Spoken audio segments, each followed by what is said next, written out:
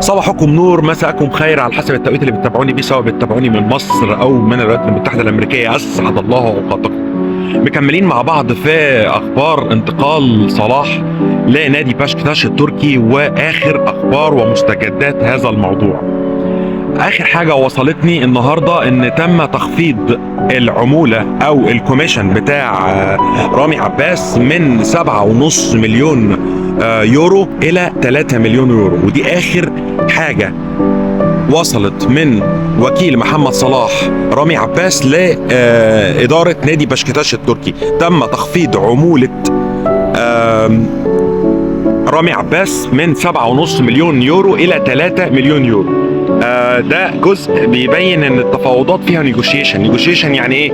حته من عندك وحته من عندي، انت تتنازل عن جزء وانا اتنازل عن جزء، ولكن صلاح ووكيله رامي عباس لم يتنازلوا عن الحقوق الاعلانيه في الصور، ومساحه الصور تكون بشكل معين، واصروا ان المساحات بتاعت الصور حسب الاتفاق تكون زي ما هي كانت في الجوله الاولى اللي انا قلت لكم عليها. المفاوضات متوقفه الان، لم يتم الاعلان عن اي جديد.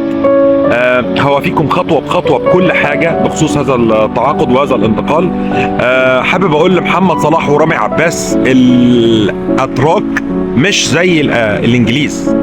الاتراك شعب متشدد برايه شويه، شعب بيقول الكلمه وما بيرجعش فيها تاني، بيقول لك ده اتفاقي، لو انت موافق كمل، لو انت مش موافق ما تكملش.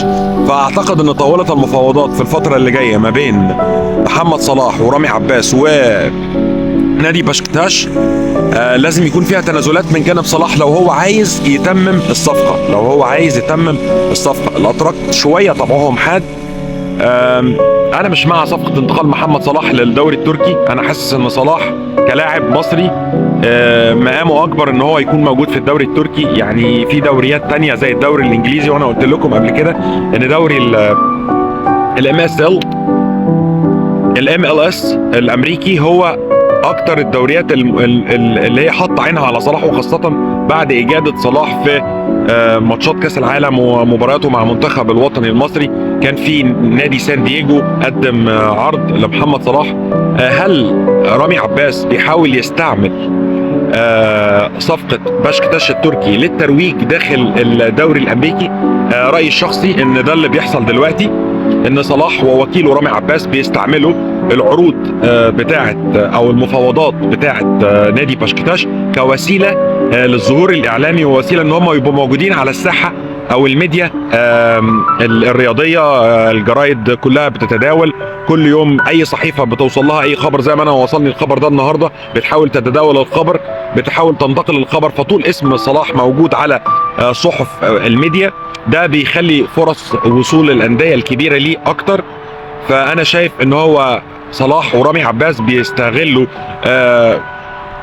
العرض بتاع نادي بشكتاش، وهم مش هيكملوا في عرض بشكتاش وهيكون في عرض تاني. ده توقعي الشخصي. لحد دلوقتي مفيش اي مستجدات، لحد دلوقتي مفيش اي اخبار عن امضاءات او اي حاجه. كل الاخبار اللي وصلتني النهارده هو تخفيض عموله رامي عباس من 7.5 مليون يورو الى 3 مليون يورو. كان معكم مومو من الولايات المتحده الامريكيه. لو عجبكم الفيديو ما تنسوش تعملوا شير ولايك وكومنت. سلام.